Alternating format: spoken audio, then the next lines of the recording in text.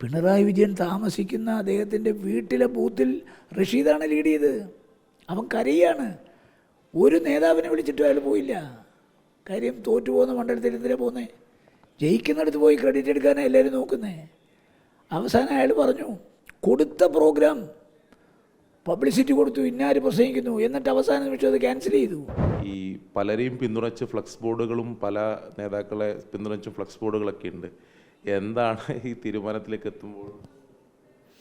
അല്ല, ആദ്യമായി കേരളത്തിൽ UDF ഉജ്ജ്വലമായ വിജയം സമ്മാനിച്ച കേരളത്തിലെ ജനങ്ങളോടാണ് നമ്മൾ നന്ദി രേഖപ്പെടുത്തേണ്ടത്.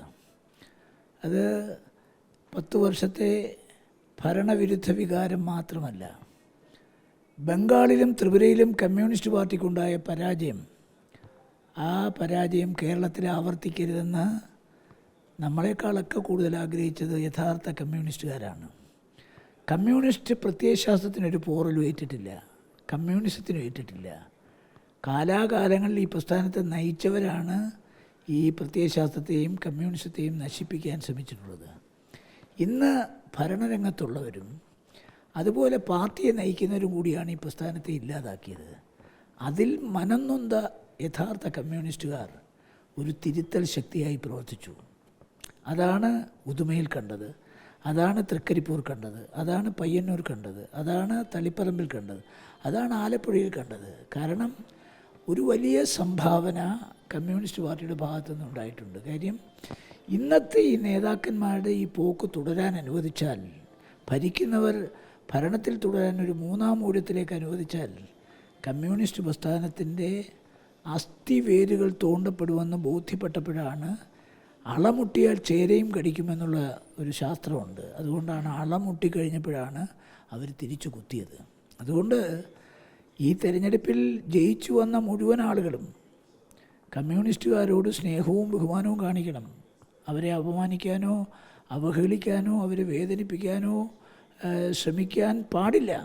ഞാൻ വളരെ കർശനമായി പറയുകയാണ്. കാരണം അവർ നിവൃത്തികേട് കൊണ്ടാണ് നമ്മളെ വോട്ട് ചെയ്തത്. അതുകൊണ്ടാണ് ഈ ഞാൻ പറഞ്ഞല്ലോ, ഫ്രം ദ വെരി ബിഗിനിങ് ഒരു സർവേക്കും കാണാൻ കഴിയാത്ത ഒന്നാണ് കമ്മ്യൂണിസ്റ്റുകാർ അവർക്കെതിരെ വോട്ട് ചെയ്യുന്നത്. അതുകൊണ്ടാണ് ഞാൻ ആദ്യം തൊട്ട് ഞാൻ പറഞ്ഞു 100-ന് മുകളിൽ 110-11 വരെ എത്താം. ഇപ്പോൾ 102ആയി. ഇപ്പോൾ ഒരു 4-5 സീറ്റ് പ്രതാപൻ തോറ്റത്, ഐഷ പോറ്റി തോറ്റ അടക്കം ഒരു 4-5 സീറ്റ് വളരെ ചെറിയ വോട്ടിന്, അതും ജയിക്കേണ്ട മണ്ഡലം. അതുകൂടെ പറഞ്ഞതേ 111ആയി.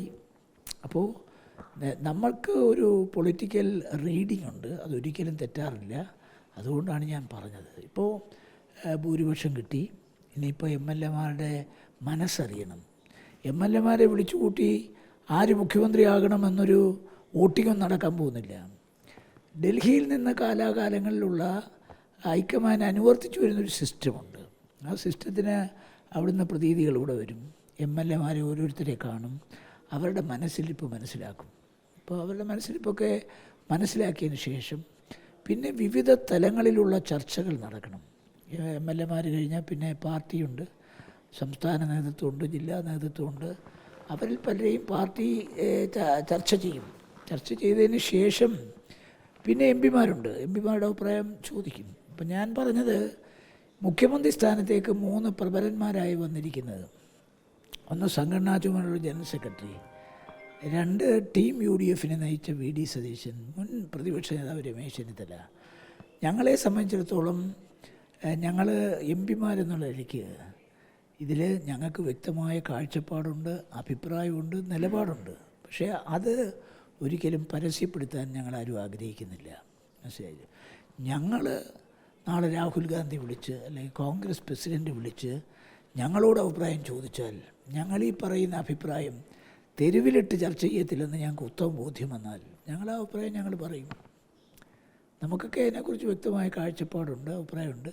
അപ്പോൾ MP-മാരെ വിളിച്ച് ചോദിക്കാതെ പിന്നെ സോഷ്യൽ മീഡിയ അതുപോലെ ഇതൊന്നും ഇതില്ല. ഇപ്പം തന്നെ ഞാൻ പറഞ്ഞുതരാം, ഇപ്പോൾ ഒരുപാട് ഫേക്ക് അക്കൗണ്ടുകളുണ്ട്. ഇപ്പോൾ K മുരളീധരൻ, ഞാൻ, VD സതീശൻ, അതുപോലെ ഓരോ നേതാക്കന്മാർ ഓരോ കാര്യങ്ങളിലൊരു നിലപാടെടുക്കുമ്പോൾ നമ്മളെ ആക്രമിക്കുന്ന BJP അല്ല, നമ്മളെ ആക്രമിക്കുന്ന മാർക്സിസ്റ്റ് പാർട്ടിയല്ല, നമ്മളെ ആക്രമിക്കുന്ന കോൺഗ്രസിൻ്റെ സോഷ്യൽ മീഡിയ അല്ല, വ്യക്തികളാൽ നിയന്ത്രിക്കപ്പെടുന്ന, വ്യക്തികൾ പണം കൊടുത്ത് PR വർക്കിലൂടെ ആർജിച്ചിരിക്കുന്ന കുറേ ഫേക്ക് അക്കൗണ്ടുകളുണ്ട്.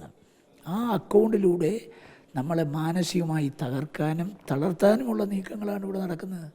റീൽസ് രാഷ്ട്രീയം അതിൻ്റെ ഒരു ഭാഗമാണ്. ആൾ കൂടുന്നിടത്ത് പോയി ആളായി കാണിക്കുന്നതാണ് ഈ റീൽസ് രാഷ്ട്രീയം. ഈ പറയപ്പെടുന്ന ആരോടുള്ള ക്രൗഡല്ലിത്.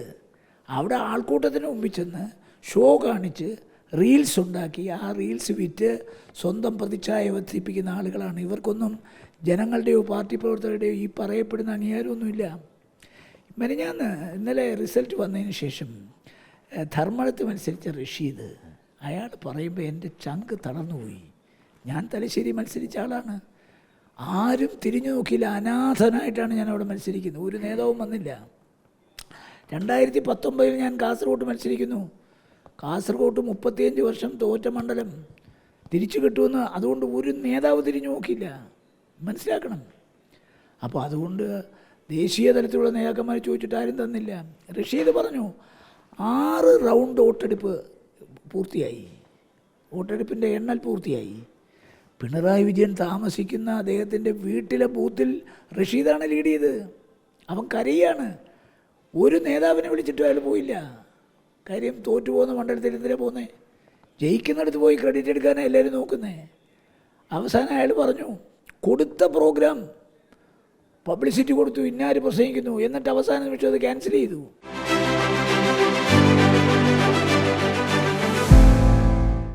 അയാളുടെ ഒരു ഹൃദയവേദന നമ്മുടെ പാർട്ടി ശരിക്കും മനസ്സിലാക്കേണ്ടതാണ്. മേലാൽ ആവർത്തിക്കപ്പെടാനും പാടില്ല. കാര്യം ഈ സമയത്തൊക്കെ ആൾ കൂടുന്നിടത്ത് പോയ അവിടെ ആൾ കൂടത്തില്ലല്ലോ. കാര്യം ആൾ കൂടിയാൽ കൂടുതവൻ്റെ കഥ കഴിക്കും അവർ. അപ്പോൾ ആൾക്കൂട്ടത്തിൽ പോയി ആളായി കാണിക്കാനാണ് പ്രശ്നം. അതുകൊണ്ട് ഈ റീൽസ് രാഷ്ട്രീയത്തിന് അറുതി വരണം. 2, ഫേക്ക് അക്കൗണ്ടുകൾ കണ്ടുപിടിക്കണം. കോൺഗ്രസിൻ്റെ ഡിജിറ്റൽ സെല്ലിൽ കയറി കോൺഗ്രസിൻ്റെ നേതാക്കന്മാരെ അപമാനിക്കുന്ന സംവിധാനം കണ്ടുപിടിക്കപ്പെട്ടിരിക്കുന്നു. അവിടെ എല്ലാം വ്യക്തിപൂജകളാണ് നടത്തുന്നത്.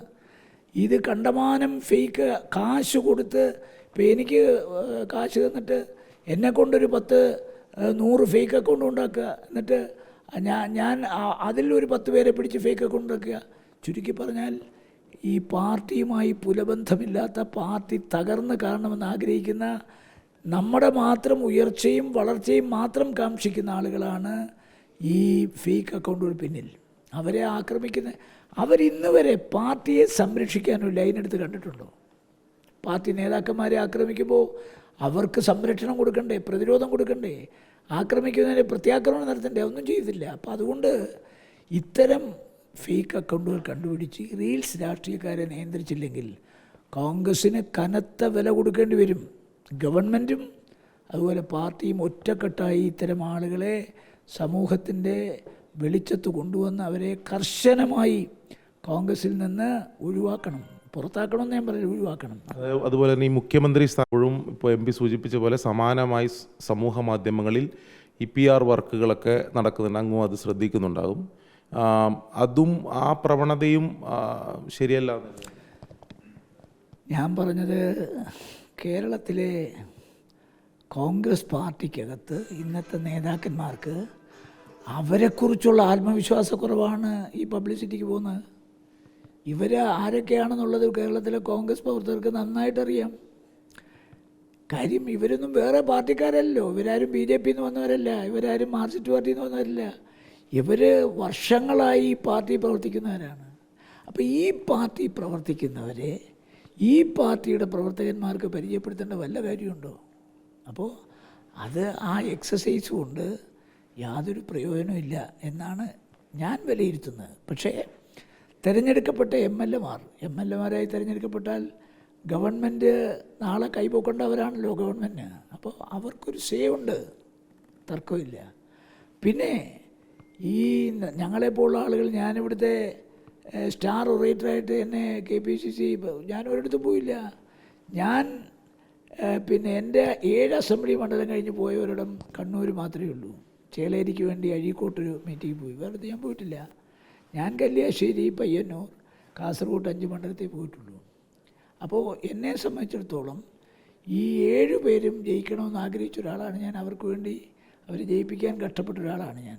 അപ്പോൾ അതുപോലെ എല്ലാ എം പിമാരും കഷ്ടപ്പെട്ട് കാണുമല്ലോ. അപ്പോൾ സ്വാഭാവികമായിട്ട് എം എൽ എമാർ കഴിഞ്ഞാൽ എം പിമാർക്കൊരു സേ ഉണ്ട്. പക്ഷേ ആ സേ സോഷ്യൽ മീഡിയയിലൂടെയല്ല പറയേണ്ടത്, ചാനലിലൂടെയല്ല പറയേണ്ടത്. ആരാണോ ഉത്തരവാദിത്തപ്പെട്ടവർ, അത് കോൺഗ്രസ് പ്രസിഡൻ്റാണെങ്കിൽ കോൺഗ്രസ് പ്രസിഡന്റ് രാഹുൽ ഗാന്ധിയാണ്, അവർ നമ്മളെ വിളിച്ച് ചോദിച്ചാൽ പറഞ്ഞാൽ മതിയല്ലോ. ചോദിക്കുന്നില്ലേ നമ്മളെന്തിനാ കക്ഷി പിടിക്കേണ്ട കാര്യം? ചോദിച്ചാൽ നമ്മൾ വളരെ ക്ലാരിറ്റിയോടുകൂടി നമ്മൾ പറയും. നിലവിലെ ഈ സമൂഹ മാധ്യമങ്ങളിലെ പ്രചാരണമല്ല മുഖ്യമന്ത്രി സ്ഥാനത്തെ തിരഞ്ഞെടുക്കുന്നതിൽ അടിസ്ഥാനം. അല്ല, ഇപ്പോഴാണല്ലോ ഇതൊക്കെ വന്നത്. കഴിഞ്ഞ കാലത്തൊന്നും ഇതില്ലായിരുന്നല്ലോ. ഇപ്പോൾ ചേരെ തിന്നുന്ന നാട്ടിൽ ചെന്നാൽ അതിൻ്റെ നടുത്തുണ്ടം തിന്നണമെന്നാണ് ചൊല്ല്. അപ്പോൾ ഇപ്പോൾ ഓരോരുത്തരും നടുത്തുണ്ടം ഭക്ഷിച്ചുകൊണ്ടിരിക്കുകയാണ്. പക്ഷേ ഞാൻ അതിനോടൊന്നും പ്രതികരിക്കാനില്ല. ഈ കോൺഗ്രസ് പാർട്ടിക്ക് ഒരു സിസ്റ്റമുണ്ട്. ആ സിസ്റ്റത്തെ ഓവർലുക്ക് ചെയ്യാൻ ആര് വിചാരിച്ചാൽ നടക്കില്ല.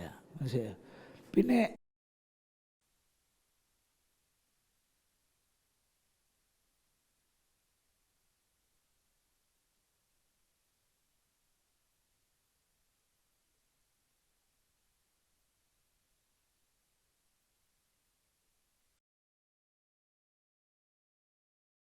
രാഹുൽ ഗാന്ധിക്ക് സ്വന്തമായ അഭിപ്രായമുണ്ട്, കോൺഗ്രസ് പ്രസിഡൻ്റുണ്ട്, സംഘടനയ്ക്കുണ്ട്.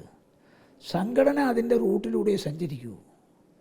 അത് സോഷ്യൽ മീഡിയ കണ്ടിട്ടൊന്നുമല്ല അത് തീരുമാനിക്കുന്നത്. അതിന് ആ സിസ്റ്റത്തിലൂടെ അവർ തീരുമാനം എടുക്കത്തുള്ളൂ. അപ്പം നാനാവശങ്ങളെക്കുറിച്ചും അവർ പഠിക്കുകയും വിലയിരുത്തുകയും ചെയ്തിട്ട് ആണ് ഒരു തീരുമാനം എടുക്കുന്നത്. ആ തീരുമാനം ഒരിക്കലും പാർട്ടിക്ക് ദോഷകരമായി ഭവിക്കുന്ന ഒന്നായിരിക്കില്ല.